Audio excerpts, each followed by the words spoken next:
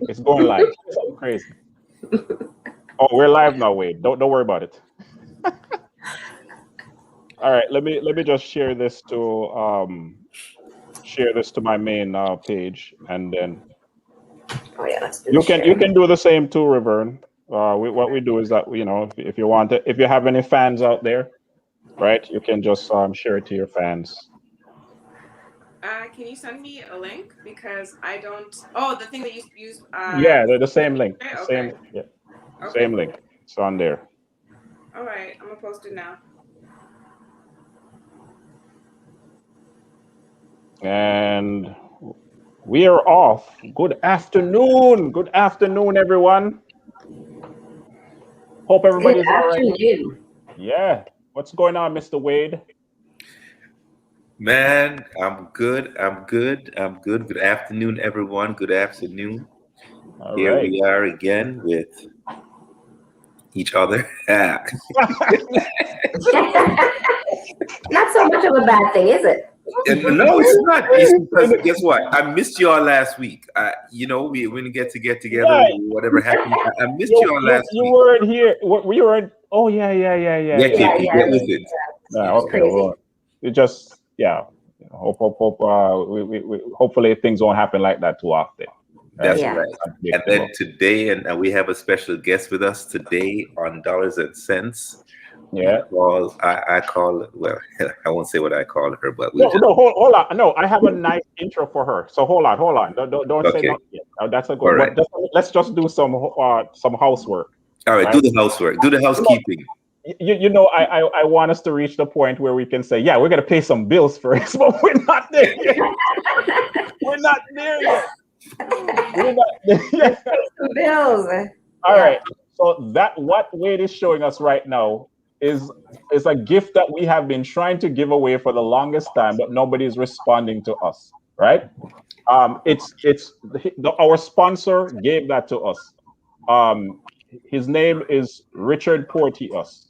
All right, and he's the one who gave us that in terms of the gift, and we put out some information out there. We want you to guess what it is,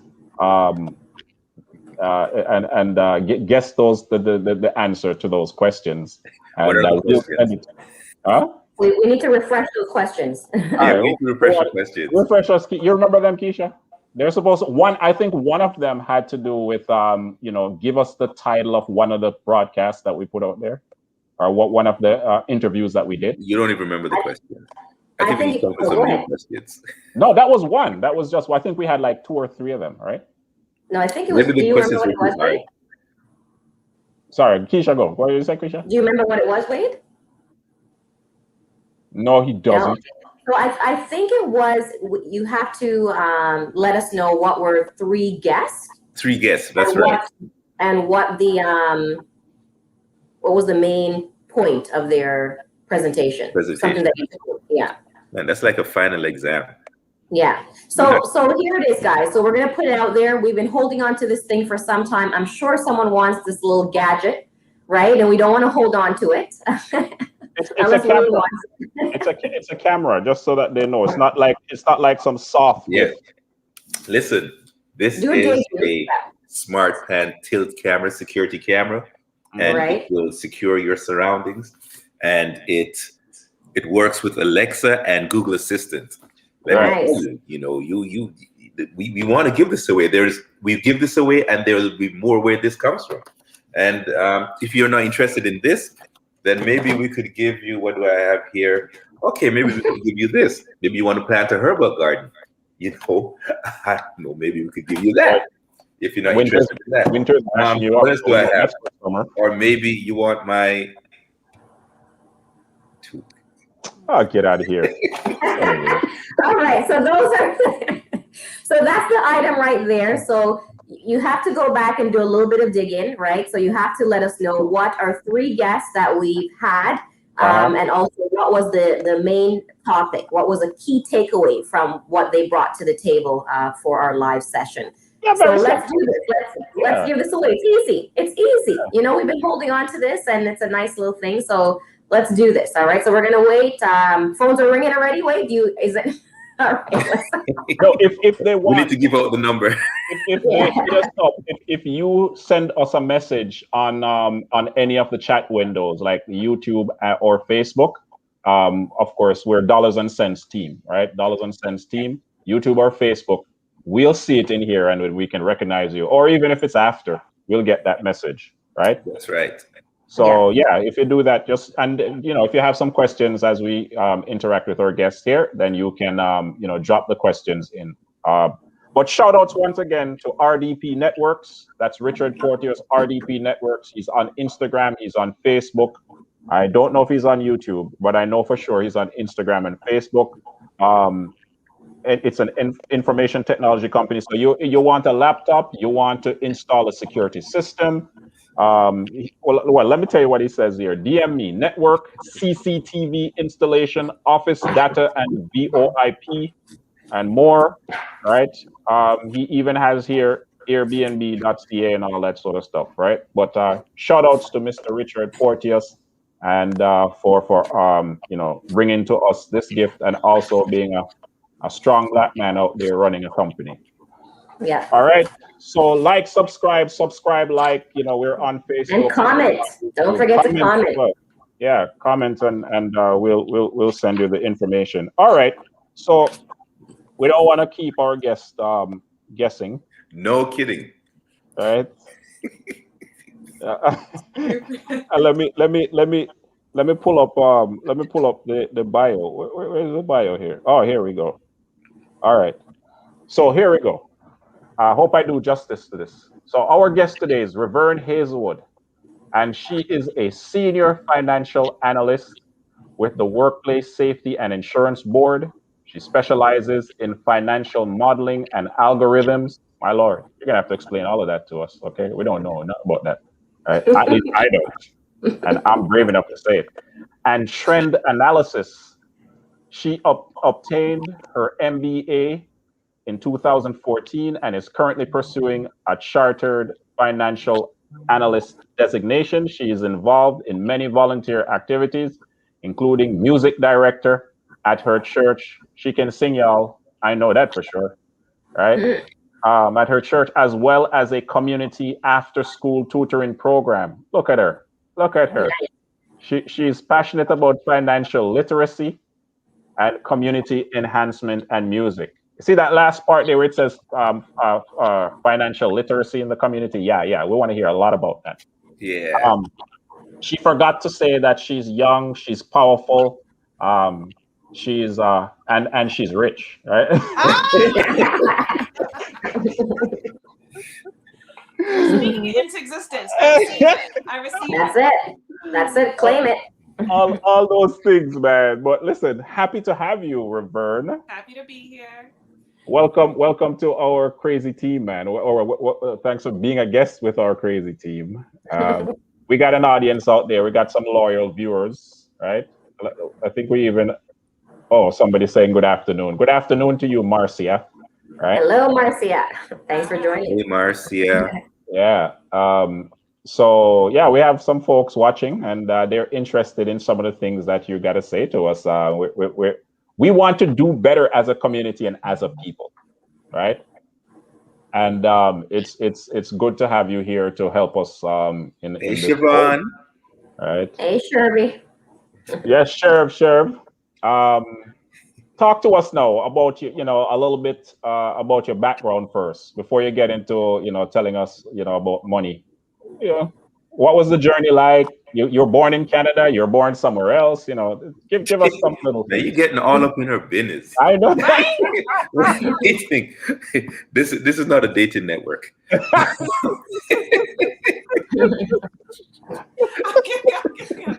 Hi, everyone. I'm Canadian. My background is from the Caribbean, but I grew up here for the most part. I got an undergrad, Bachelor's of Science in Finance from Oakwood in 2010. Shout out to Oakwood. Hey. Yeah, so it's I started working for Scotiabank when I came back here. I did that for a bit. I wanted a job promotion, and I was already doing the work, so it's more I wanted the title and the money. Mm-hmm. And when I went into the office to talk about that, I was told that I didn't have an MBA. So I said, bet, no problem. So I went and got an MBA, and I finished in 2014. And then I came back. But by that time, my perspective on work and workplace and home life balance had shifted slightly. And so then I decided then to work for the public sector. So I got a job at WSIB.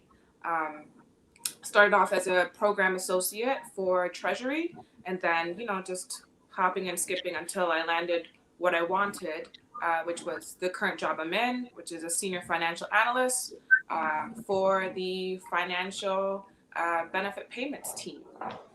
Yeah, so that is me. What it takes to get there. Yeah, like what was that journey like? Yeah. Okay. So I always tell people when it comes to finance, especially Black people, I'm straight up. Every single job I've gotten in finance has been because of someone I know. It is not because of I went and got a finance degree, although that's necessary. It's not because I got an MBA, because that's necessary too. You have to have the prerequisites. So look at your degrees as just the basics. You just need that in order to cook. But in order to get in the door, nepotism. You have to use your network for finance. Why? Because I can only speak for Canada, but it is prevalent throughout the world. Finance is a male, white dominated area. And while it's changing, it's not changing towards becoming Black dominated. It's now more Asian dominated. So we still don't necessarily have a firm leg in there. So no one really is coming to bat for you. And everybody, at the end of the day, you can send out as much resumes as you want to. That's fine. I'm not knocking that. You can get a job. But if you want the job, a good job, a stable job, use your network. Every single job I've gotten in finance is because of someone I've known. It hasn't been any of my merit at all. And when you start to see yourself in that aspect where there's 7 billion people in the planet, what makes me so different? Then you understand, well, I got to use what I have to get where I want to go. I'm sure that's applicable in other areas of life, but I know for sure in finance, in Canada, as a Black person, that is what you need. So when I came out of school, I was going to Kingsview at the time. Shut up. Oh, sorry. This is not that. And I got a job. I had a whole finance degree, so I'm thinking, I'll get a really good job. I applied tons of places and I couldn't get in. And there was a lady at Kingsview who gave me a chance, not necessarily a job I wanted, but I got in to Scotiabank. And from there, you use your charisma, your network, when you start working with people or collaborating with different departments to find out where you want to go, meet those people, create a good relationship with those people. And then you'll start to find out the ins and outs of, oh, there's a job here, or oh, there's a job there. And that's how you make your moves. So that's Scotia. And then I went to do my master's. I came back, same thing, applying. But again, I did all my schooling in America. So you come back to Canada and they're like, what's that? Rightfully so. I'm not upset at it. And I used my network again, and same thing again. Because there's tons of people applying that are just as qualified. Use your network, do really well in the interview, and get in that way. So it was hard. You said how is it? It's difficult. It's difficult working in finance as a Black person, Black young woman, because there's not a lot of us. So for example, in my department, up till maybe 2 or 3 years ago, there's 150 people. I was the only young Black person. There was no other young Black person there at all. And so everybody, you're kind of like the token. You're the token Black person. So, when people come up to you like, hey, what's up?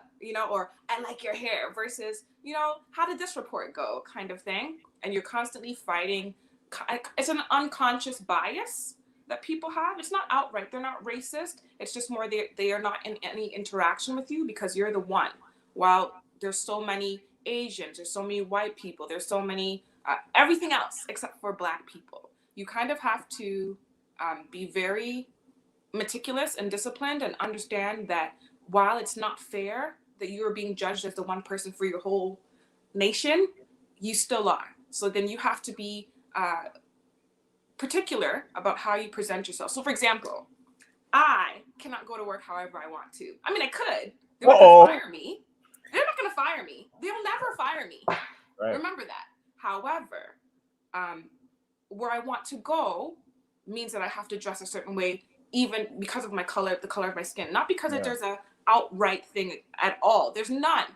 But you're still perceived. You're the only one. So they're looking at you to be the example for everything. So I remember when I first joined one of the companies I worked for, there was this woman with like blue and purple and pink hair. And she's working, and everybody's fine with her. I said to one of my colleagues, you know, I used to have my hair dyed purple. I want to dye my hair purple. And they're like, you can't do that. I said, why? And they're like, well, for the people you talk to, if you want to be taken seriously, you got to leave your hair as it is. You know, so just different things like that, especially when you're the only person.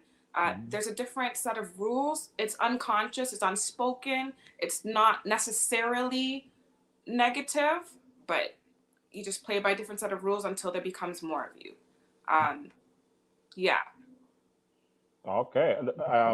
Very informative. I was like mesmerized. We got a comment coming in here. Just where you want to go, you have to dress a certain way. Okay. It's absolutely. I think people don't like that concept because it's like, oh, well, you should, you know, just accept me as I am, or I should do whatever I want and get what I want. That's not the way we actually view the world. Like if someone has a police officer uniform on, we think they're a police officer. You dress for the job you want. Right. So, and it's interesting that you say that because I remember when I was working in finance downtown, I started in the mailroom. And I remember one day I went to work. It was dressed down Friday, and I was wearing ripped jeans the Friday. And they said, no, that's too dressed down. That's too dressed down, right? And then I remember my manager said to me, he said, don't dress for the job you have, dress for the job you want. And from that day, I started wearing a suit and tie in the mailroom from that day. And then the rest is history. So you're right. You know, you got to dress for the job you want, not necessarily the job you have. Let me write that quote down. I like it. You know, I like this. What about and by the way, I think Chanel might be the winner here. Yes, you know? So I see. I was just yes, she gave us we asked for 3, she gave us 4. Yeah. Sorry, Chanel, there's no bonus for you. She doesn't get plants? That plant thing. Well, I don't know. Will she get the camera or well, she has a question too, but I just wanted to pause to recognize the fact that she did submit the answers here. The answers, right? Yes. So we promised the camera before, and so that's what that's what we'll get. The Wade said no bonus, but we'll let him negotiate that. Chanel is asking, does that mean we have to hide our truth or personality at work? Do you want the truth or you want the drop it. answer? No, man, we want truth on here. We're not afraid. We're not sponsored yet. I think you have to accept your reality. And the reality is that at certain levels, there's not much interaction with Black people. That's the gist of it. So when there's not much interaction with something, but there's knowledge, there tends to be an unconscious bias about what that person or that entity is about. So if I'm interacting with people on a regular basis who already think a certain way about me or how I talk or how I dress, and I need these people to see goodness in me in order for me to get where I want to go, there are certain things that you will have to tone down to get where you want to go. Now, when you get there, that's a whole different matter. But to be honest, you have to accept the reality that it's not only Black people that we live amongst, it's many different people. And in finance, we are the minority. So we're already going to work against the subconscious bias that they have in their heads. Well, you're not supposed to be here because I don't see you here. Not because I think you're stupid. It's just you guys are never here. So what are you doing here? You know, or you didn't go to a traditional school, so you must not know what you're talking about. So if I even hear you speak slang, then I think even more you have no idea what you're talking about. It's not right. I don't think you're doing it on purpose, but you have to accept your reality. Once you accept where you're at and what's going on in your environment, then you know how to, it'll sound horrible, manipulate your environment to work for you. Manipulate how you come across to work for you. So for me, I don't think I hide my truth because I don't necessarily need my truth in order to make my job happen or do my job. I do my job and I do it well. I present the best side of me that will get me what I want. Well, you heard it here, folks. Right here on Dollars and Cents. Yeah. We're here with Reverne. And she said, you don't have to, you just do your job and do it well. Right? And sometimes you will get noticed. One other question before we transition into the money talk now. What about you being young? Was that an issue as well? It's because, okay, so where I work is, what I do is, you said it all, financial modeling and algorithms and trend analysis, right? In my department or the departments, depending on what organization you work for, the finance environment is a more middle-aged environment. Okay. Like I said, it depends. So when I worked for Scotia, the finance environment, I worked in global risk. It was a mix. There was young people, there's middle-aged people. But I work for the government. So in my department, there tends to be middle-aged, going towards middle-aged, rather than young people like myself. And that automatically comes with a certain amount of distrust. Jealousy, maybe, or something? Yes, It jealousy could as be well. also intimidation. I've had people say, how come you get that job? You're too young, you know, versus, and that's their own bias. They know nothing about me, but they know that they've probably been trying to get that job for ages and they didn't get it. And they thought it was based on seniority or whatever the case may be, because that's how the world used to be. The world used to be based on the older you get, the better job you get.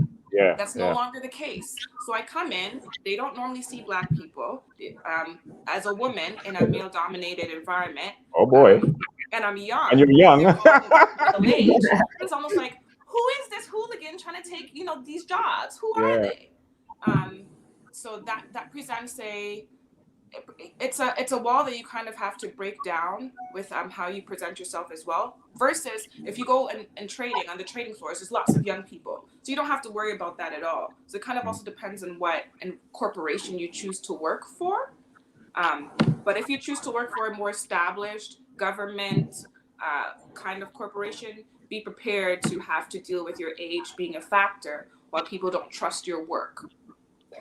Okay. All right. So let's talk about money now, and what kind of education and insight and enlightenment you can bring to our audience and definitely the community in general or at large. Okay. So you're a senior financial analyst, right? Give us some insight into that now. What does that mean? What is a senior financial analyst? Okay, so I work on the back end of things for WSIB, meaning that every time a claim is done, I'm just gonna use the word done. Every time a claim is done by WSIB, all that data assigned to that claim, so it's gonna be like your name, your age, how old, what happened, blah, blah, blah. All these little data points are put into a database, right? And that database spans the entire company. So WSIB is for the whole of Ontario, right?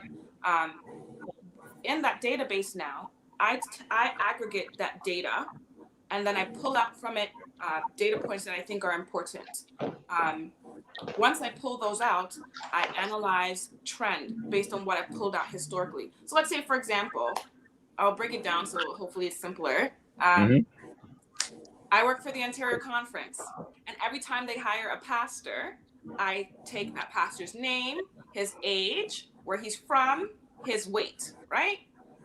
I put that all into a big database, and I track it so I can tell you how many pastors I hired in the past, over the past year over year, how much I've hired. I can tell you if they're healthy based on their weight. I can compare that to a BMI kind of index and say, okay, well, these pastors, they're healthy based on this. And historically, your pastors have not been healthy and now they are, kind of thing. Or your pastors are old and now they're young.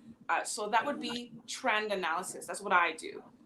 What else I do is called financial modeling and algorithms. So an algorithm, it's a very intense word to basically say that it is a set of instructions that you give a computer, right? So if you think of it like, the computer's my kid, and I need you to do this in this specific order every month. Do it exactly like this. I build those so that it spits out something that is intelligible for senior management. What does that mean? It means that what's intelligible for me, because I deal with the data, is not necessarily what they want to see. They want to see more high level view. So I take the data, and that's granular. So sex is granular, age is granular, what time you came in is granular, what time you left is granular. I pull those out. I create an algorithm that analyzes that, and then I create a report. So then I can say to, my chiefs or whomever, hey, well, this month we've had so many, 58% of our people are Black, 40% of our people are Latino, and if depending on what you guys want to do, this is what you have to do in order to get that desired outcome. So then I also forecast. So it's like, okay, we're at 30 people today that had a claim. We want to get that either down 20 or up 40. What do we have to do in order to get our desired outcome? So that's where financial modeling algorithms come in. They create those steps. They create a kind of trend analysis and regression analysis. Regression is the past. So past analysis and future analysis in order to get a desired outcome. I know that was a lot. I'm sorry. No, I mean, it's still insightful. I mean, I didn't know it before. Well, now I know it. I've heard that verbiage algorithm with regards to the YouTube understanding. Right. Exactly. So lots of software, websites, they all use algorithms. So for example, you might have seen on Instagram now, they say, okay, do this instead, like this specific order to say, boost my profile. So they're saying, instead of just liking my page, now bookmark it. That's because they changed the algorithm. So the algorithm now pulls out first, hey, we want to see all the bookmarks, not the likes. So if you only do likes, you're never going to be in that pool of data that gets boosted, right? So it's the same concept. We have a question here. What is the data retention policy? I'm pretty sure for WSIB, I don't know if you're asking me how long it is or the actual policy itself. I think the length for WSIB is 10 years. For what I do, it's 10 years. So we store historically 10 years of data. After that, they may store it off-site, or I'm not sure what they do after 10 years. I shouldn't even say that. 10 years for me. Who has access to this private data? WSIB only. So it's stored in WSIB servers, which are clearly, government and protected. And so anybody who you have to ask for access based on your job description. So not anybody can just type into, and see if you have a claim. It doesn't work like that. Only whoever you talked to on the front end would have access to that, their manager, of course. And then on the back end, depending on your job description, so you'd have to get clearance in order to access that software and that data and those servers. So with sorry, you were going to say something, Wade? No. Go ahead. Yeah. Well, so with all that you just said to us, right? How does it affect, us as Black people, or what is it that we need to know in terms of, doing whatever we need to do, right? As Black folks. Okay. Whether we're young, old, or whatever the case is, some of us we've made a whole bunch of financial mistakes and all these different things. So we're at the tail end right now, and our children are breaking new ground, right? Makeup time. Yeah. So I would say, for what I've learned and what would help Black people, is to work smart and don't work hard. Working hard will, especially in finance, will never help you, because there's always going to be work to be done. And people will view you as a workhorse and not necessarily a leader.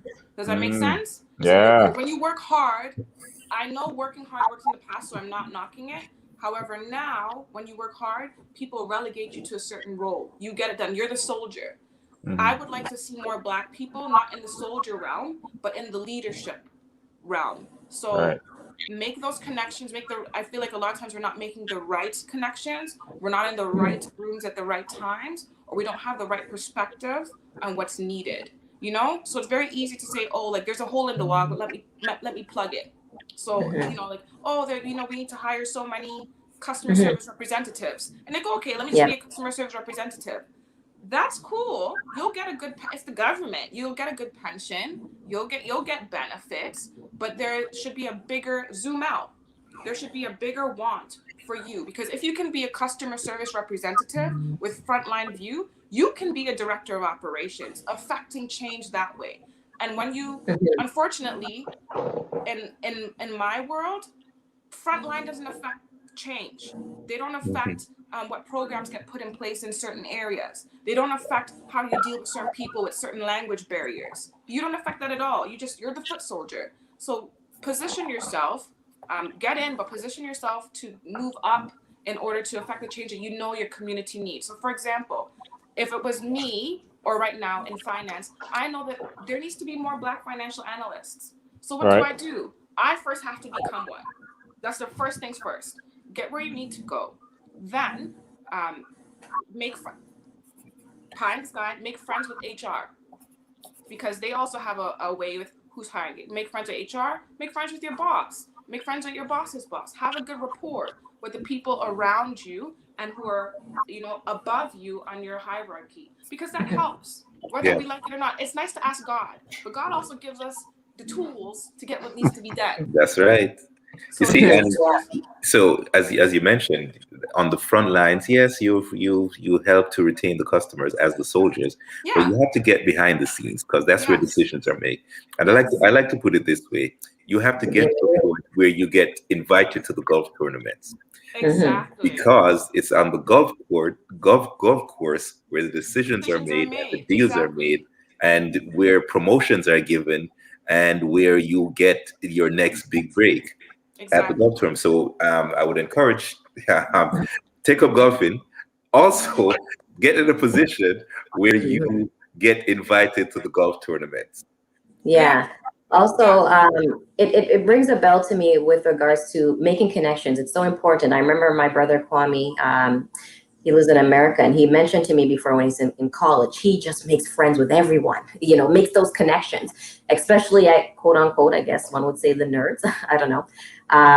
Because in his mind, he's thinking those are the people that are possibly going to be in positions later in life when he graduates and that stuff. And it's like when you go to an interview, hey, you remember? Yeah, making those connections. So it's so true. Yeah. Perfect. You were talking. Sorry, go ahead. Oh, you were talking to us about data, right? In terms of some of the things that I don't know how much you can say. Of course, I don't want to put you in a bind or anything like that. So I'll just lead with that. So some of the data that you look at and algorithms and all these different things, what is it that you can share? What have you seen that you can share? No, hold on. I'm not necessarily saying you can, but if you can, like anything that affects the Black community, or what you would want Black folks to be aware of, so that we can make the necessary adjustments, or I'm not asking you to give like private information or anything like that, but what kind of adjustment, what things would you help us to, would you want us to know? Okay, try doing things this way, type thing, I think a lot of it she's covered too. Yeah. I don't oh, hey, Pastor Thomas. Hey. I can't. Yes, they're absolutely right. Okay, honestly, I don't have it. he would say so true, Andrew. So true. There's a certain amount of confidentiality that comes with my job. Yeah. So unfortunately, even if I see trends that would affect Black people from my specific work, I can't tell you. Okay. I can tell you though, based on. So I have to say that because I work for WSIB, so if they watch this, I need my job still when we're done. On a not as a WSIB employee, but as a person seeing people with WSIB claims, I will say this: if you are in Ontario or any insurance board, and you make a claim, you need to be as clear as possible. You need to write down everything you know about what happened. Very specific. Because at the end of the day, while WSIB or any other organization, they're helping you out in a bind, they're also in the business of making money. Everybody's in the business of making money unless they say otherwise. And even when they say otherwise, they're lying. Okay? Because they'll augment their organizational behavior in order to make more money. So if you understand that an insurance board is out to make money, okay? That may not be it's not its first purpose. Its first purpose is to help you. Its second purpose is to make money. So making money can either be I try new things or I do old things more efficiently. So I save money in either the back end or the front end. So remember that is what their perspective they're coming from. They're trying to help you, but they're trying to be efficient. So if you come with a claim to anybody, not just WSIB, car insurance, home insurance, you need to document. You need to be as clear as possible. And if you have any questions, don't fear looking stupid. Ask those questions that you need to ask. It is their job to provide you with answers. Because if you don't have answers to your questions and you make moves based on an assumption, you are at fault. WSIB or any other company is not at fault for your moves made on assumptions. So if you don't know that you need a doctor's note in order to get benefits or get an insurance claim, ask, what do I need in order to get this claim? If you don't know what time your therapy starts or what time your court date starts, ask. Ask all the questions, document everything so that your claim processing is smooth. And also, if something happens, God forbid, but if something happens, you have a history of it. So you can make an informed decision, informed answers that don't put anybody in hot water. Be clear. Be clear. Hey, cousin. Don't lie. That's what I heard in there. Don't lie. It is don't lie, but it's also make sure that you know the truth that you're telling as well. Because it's very easy, like when we first do something, to say, oh, you just talk and talk and talk, and then the conversation comes up again and someone reminds you what you said, and you're gonna be like, oh, well, I didn't say that, but you did, and then it sounds like you're a fraud and you're not. So in order to avoid those things, document what you said as well as document what they said. All right. Well, that's some good insight there. That would be my version of data management. Manage your data properly. Manage your story. Don't embellish. Manage it. Don't embellish it. Manage it properly. Yeah. Oh my because goodness. remember what we as you mentioned, insurance boards are there to make money, right? On a previous show, one of the things that the insurance and the person said was that either they do the investigation on the front end or they do their investigation on the back end. Exactly. Like they give you the policy, but then when it comes time to pay out, then they do the investigation. And if you're found that when you started the policy that you were already sick, guess what? It's problematic. It's problematic because you didn't read the fine print. Exactly. And remember, who I work for, we're accountable to the people. So WSIB is a crown agency, right? So every single penny that WSIB gives out or spends is public. You can access that. So there's no way that they're going to be very wishy-washy about how they're giving out money when they know that they can be taken to court, or there can be legal ramifications. I can't speak for other, private corporations, but I know for sure WSIB does things by the book because they can be taken to court because it's public funds. Well, did you said in your bio here that you're pursuing a chartered financial analyst designation? Good. I wanted to talk about that. Okay. What is that? So that is, have you ever heard of the CPA or the CGA? Yeah. So that is the financial analyst version of it. So a lot of times for the Black community, this would be helpful too. So we used education as a tool to get out of our current situation. There's a lot of, you're stupid because you can't go to school. So okay, let's go to school. We went to school and we got all our degrees. That's well and good. The game is changing.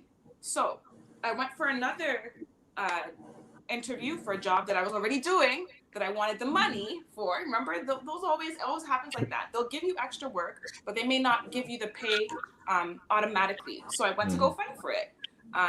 And I got told, I said, I have this, I have this, I have that, but that's all my education, like my schooling. They said, that's great. We don't care about your MBA. Those are a dime a dozen. You have no certifications. And I said, what? They're like, yeah, you have nothing to prove that you can actually do the job that you're doing, even though you're doing the job. I said, okay, no problem.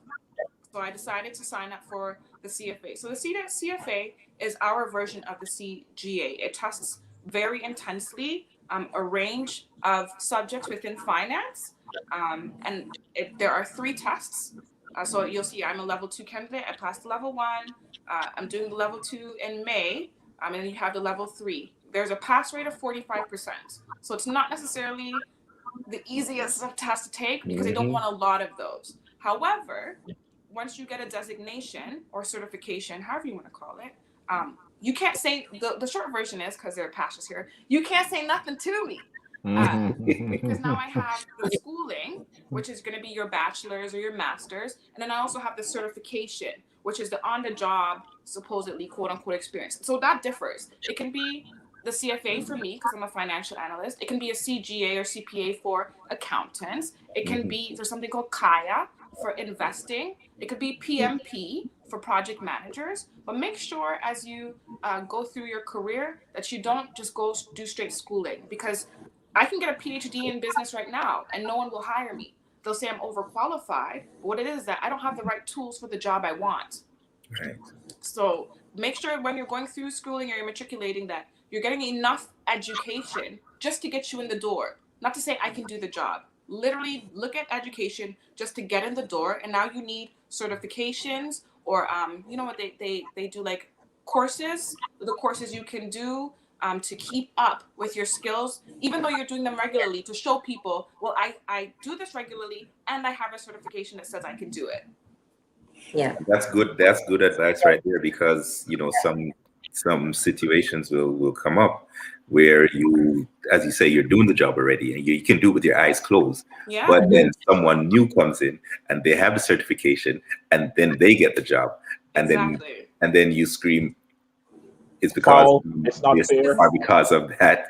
Yeah, it's because I'm black. It's It's not. They just know how to play the game. And a lot of times too, what they'll have you do, because that happened. I felt bad for the lady that happened to, but that happened when I first got to one of my jobs. I got somebody's job. They were on contract. They didn't have any of the designations or certifications I did. And she was already doing the job, and she was doing a fine job. She had to come back now and what's it called? Train me for the job that they were hiring me to do. And that is not a one-off. That happens regularly. So know where you want to go and know what you need in order to get there and stay there. And the game has changed. It's not just education anymore. It's certifications. Yeah. Not just education, it's certification. Words to live by, y'all. Yeah, and what I like to, my takeaway as well is not being stagnant, right? Is understanding, what you need to do to get to the next level. Don't get comfortable, right? Absolutely. And I think a lot of us tend to be comfortable, riding that wave out, and there's so much more opportunity that we can take advantage of. So that's a great point there. Yeah. I like that. There's always money to be made. Like, I think people don't realize there's always money. There's no scarcity of money. There's always money to be made. So pick a ladder and just continue pushing to go up that ladder. It's possible. Well, I was gonna save this question for later on. Well, it's later on now. No, don't worry. Money. Is there a lot of money in your field? Yes, there's unbelievably a lot of money. I'm never gonna shy away from that. If you want to make money, okay? Yeah. Get into finance, get into accounting. Not necessarily the government, although the government pays well. I'm not saying that at all. The government has me because of work-life balance. If you don't care about work-life balance, like you don't care, what time, how many hours you're putting in at work, there's always private firms that will give you so much money. There's so much money. Yeah. But unfortunately, the money's kind of still being held, like we said in the beginning, in those same kind of pools, with those same kind of people. So your goal is to get in and then do whatever it takes to get to a certain point where you're making a good amount of money. And when I say good amount of money, be ambitious. Don't say, okay, 50,000, I'm good. You're not good. You're not good. Because I remember I was working at the bank. I got in as a teller. Remember I started working at Scotia? That's where I started. Just like a Wade. Then I dressed for the job I wanted. a VP came down. It was bonus time. And I'm thinking, ooh, bonus. It's going to be, one of my paychecks. Yes. This VP came down, gave me a check and said, cash this. The check was for $500,000. Bang. Just so. That was just for 1 year. Okay? One VP in all of Scotia. Can you imagine the amount of money all the VPs are making? And that's just VP. Remember, there's senior vice president, and then there's chief or executive vice president. There's always a ladder. There's so I much know money. all about it. Yeah. So much money. And when we think of it too, like when we're talking about accounting, stuff like that, I mean, some people can look at that as a trade as well. Accounting is something that, can apply to many different, it's not secluded, of course, and you can even make your own business out of it where you're doing accounting for different businesses. Right. So there's a lot of different avenues. Yeah. Mm-hmm. So you gotta learn what. I know you said education. You gotta be into math. You gotta know English. Okay. Okay. So that's another, I think, a misconception that a lot of people have. Thank you. Okay? Thank you. The only time you have to be really into math is if you want to be a mathematician. Okay. If you don't want to be a mathematician, well, you have to understand. Put in the data. Yeah. There's other better skills that would help you. So I do like math. However, when I was in high school, I did like a mentorship in shout out Mr. Hall in Crawford. I did a mentorship in engineering, and I hated it. Nice. That was math. Okay, this is not for me. And then I did a co-op in accounting, and accounting was also not for me because accounting is very rigid. There's always there's very particular set of rules. They're always looking at the past. It's always a snapshot point in time. If you like that kind of stuff, go for it. But that wasn't for me either. When I went to finance, there were so many areas in finance that I could do if I wanted to do.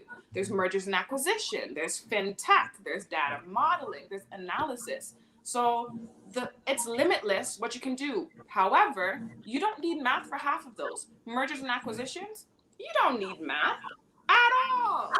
Data modeling, what I do, and algorithms, you need to understand, the skill you need is to understand the process in and out and understand how to make it more efficient. And those are kind of things you learn on the job. You don't necessarily have to go in with those, but you have to be able to zoom out and see what's needed, and you have to zoom back in and see, well, how do I get there?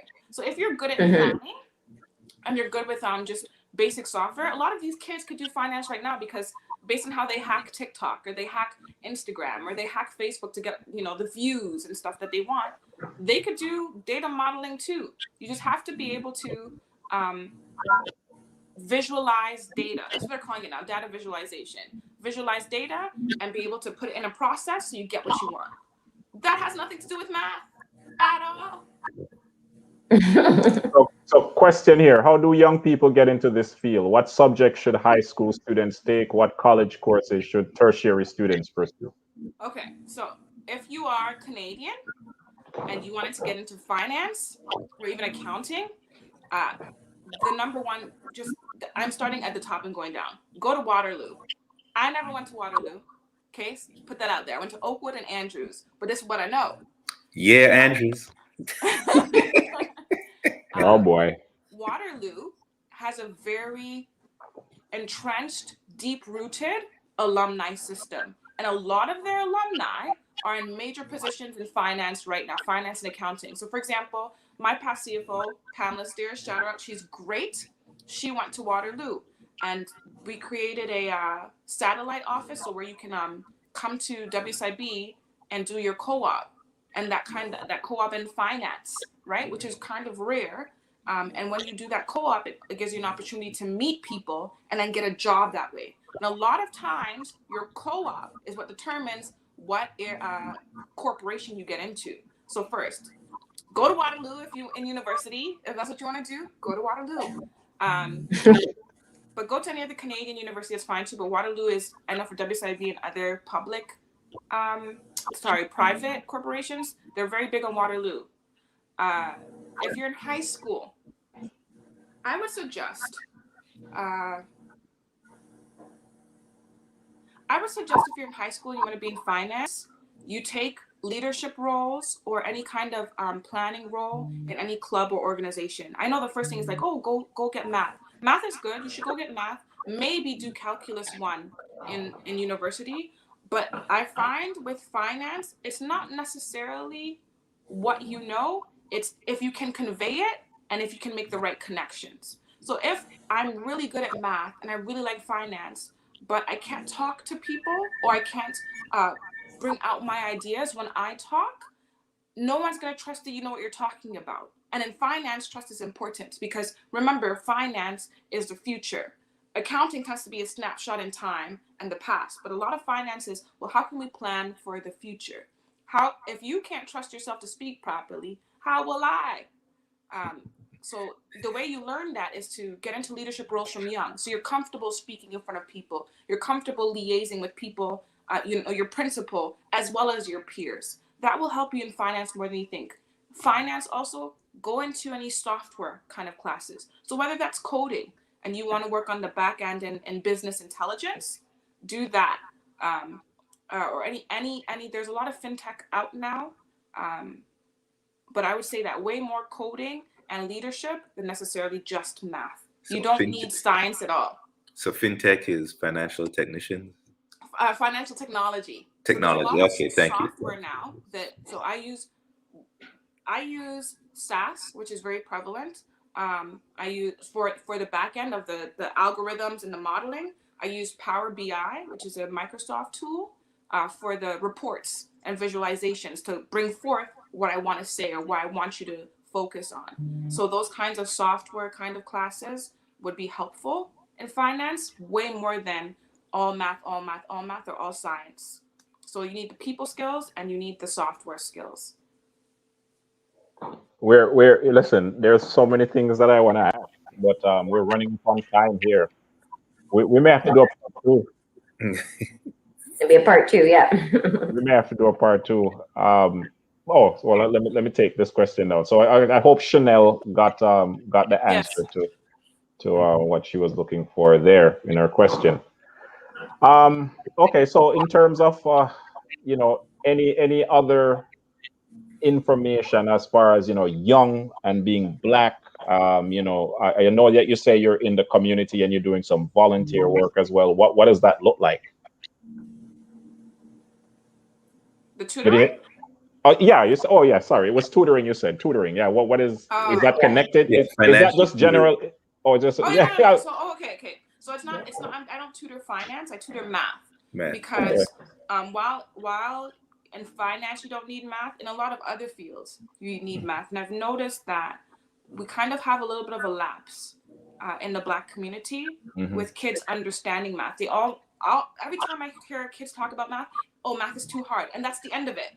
Yeah. However, while you may not necessarily need it like that in finance, if you want to go into where the world is moving, which is computers and coding and software and artificial intelligence, all of that uses math. And most times, Black kids, it's not that they don't understand math or math is hard. It's that they don't have a good teacher. Right. They don't either connect with the teacher or the teacher doesn't take the time to see, well, what kind of learner are they? Like what do they need? What are the parts they're getting stuck on? The world is moving very fast and they don't get those one-on-one opportunities. And the more money you have is the more opportunity you can get one-on-one. So your parents could hire a tutor. But what if your parents don't have money? And a lot of times access to well-paying jobs is not because of lack of intelligence, it's lack of money. And that money starts from young. So for me, I gave back to, I decided to do tutoring because I know that Black kids need math. It may not be for finance. I'm sorry to burst y'all's bubble. It's not for finance. But they need to do well. Exactly. Overall, they need to do well in math. And if they can't hire a tutor or they can't like a paid tutor or they can't do that extra classes in school, it severely limits their life trajectory. That's a short version. It doesn't have to, but let's be honest, it does. So if we can get them to enjoy math from young, they will be okay when they get to, the harder rungs of life, because math can help them in coding. Math can help them in artificial intelligence. It can help them in computers. It can help them practically everywhere. that's the basis of. And then music is statistically proven to help with cognitive response. Like the better you are at music, the more you practice music, the better you are at understanding it. It is directly related to how well you understand things. No wonder you're so smart. Hey. All students exactly. So exactly that. All students see the application of math in real life. So that concept of math is also related a lot to money, right? And how to manage your money in terms of compound interest with your money, in terms of where to put your money, to where to see money is flourishing. In Canada, money is flourishing mainly in real estate. That's not the same for everywhere else. But if you don't understand money, you don't understand the math involved as to why real estate is flourishing here and where you should put your money from young, you're not going to understand it when you're older. So a lot of us, let's say Black people, we kind of just live in the one spot for the same rest of our lives. That's what our parents did in, the Caribbean. That's what we're going to do. We don't need 2 houses. Why? I only live in one, kind of thing. However, if you understand the interest turning over involved with money, which is related to math, then you understand that in Canada, can't speak for everywhere else, but in Canada, real estate might be a better place to put your money than in the bank, or if you don't trust the stock market, in the stock market, because in Canada, real estate keeps growing. There's constant growth. It has to. Our economy is built on it. An economy is also math. So for me, math for kids is very important because that is directly built into financial literacy and makes better future financial decisions.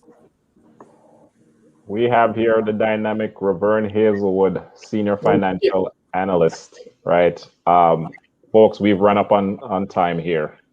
Reverne, we're gonna have to bring you back because the questions keep coming in. The questions are coming in. If you want to see her back, just drop a message in the chat window. We're only doing this for an hour, but if you want to see her back in, just put a message in the chat window. We'll gladly have her on. Of course, if she's available, right? We'll just work with her schedule. Yeah. I have like a few more questions to ask, but I want to write them down. No problem. Write them down. All right. All right. So okay. So yeah, we're gonna have to end it here. Hey, guys, anything else you wanted to drop in terms of Reverne here, or we'll do the comeback thing? No, I mean, in terms of this segment here, I think it was a power hour. We started a little bit over an hour, but I think what she gave us was great tools. I do hope that people are listening, if not right now, later on, because I think it's some great information that can be applied. Once again, we're bringing knowledge and opportunity to those in our community. That's what we're here for. And I think some knowledge was spit out here on this segment here for sure. Across the board, we always have something good. Today's no exception as well. So definitely we want to thank you for taking the time for spitting us some knowledge. Yeah, and so I just want to thank you for being here because as we do, we try to make sense of our dollars, and who better than a senior financial analyst to help us make sense of our dollars. And the information that you gave was invaluable. We can't put a price tag on this. I'm so glad that we didn't offer to pay you. Who knows? Because she's on here, we may get paid. How about that?